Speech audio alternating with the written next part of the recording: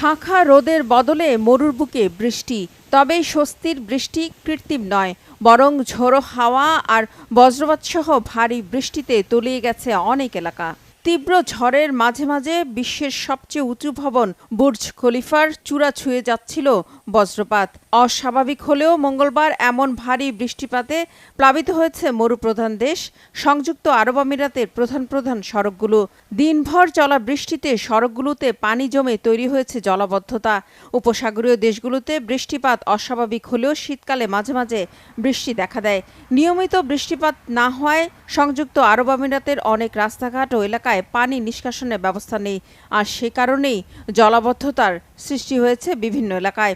আর দুবাইয়ের প্লাবিত সড়কগুলোতে পরিত্যক্ত হয়ে পড়ে অনেক যানবাহন। মঙ্গলবার সকালে দুবাইয়ে ৩০ মিলিমিটার বৃষ্টিপাত হয়েছে বলে প্রাথমিকভাবে জানিয়েছে দেশটির আবহাওয়া কর্তৃপক্ষ।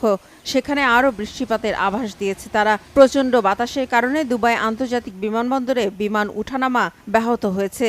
ঝড়ের কারণে সংযুক্ত আরব আমিরাতের শিক্ষা প্রতিষ্ঠানগুলো বন্ধ ঘোষণা করা হয়েছিল আগেই। বেশিরভাগ সরকারি কর্মচারী বাসা থেকে অফিসের কাজ সেরেছেন।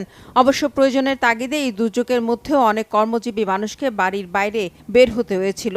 তবে বৃষ্টির পানিতে ডুবে যাওয়া রাস্তায় অনেকের গাড়ি আটকে যাওয়ায় সৃষ্টি হয় বিড়ম্বনা। জলাবদ্ধতা নিরসনে রাস্তা ও মহাসড়কগুলো থেকে পানি সরিয়ে নিতে শুরু করেছে দুবাই কর্তৃপক্ষ। এদিকে আরেক মরুর দেশ ওমানে সাম্প্রতিক দিনগুলোতে ভারী বৃষ্টিপাতের কারণে কমপক্ষে ১৮ জনের মৃত্যু হয়েছে বলে মঙ্গলবার এক বিবৃতিতে জানিয়েছে দেশটির জরুরি ব্যবস্থাপনা বিষয়ক জাতীয় কমিটি। স্রোতের তোড়ে যানবাহন ভেসে গিয়ে অন্তত ১২ জনের মৃত্যু হয়েছে। নিহতদের মধ্যে ২ জন প্রাপ্তবয়স্ক, ৯ জন শিক্ষার্থী ও ১ জন বিদেশি নাগরিকও রয়েছে। এছাড়া বৃষ্টি হয়েছে বাহরাইন, কাতার ও সৌদি আরবেও। রিফাত জামান, বাংলাভিশন নিউজ ডেস্ক।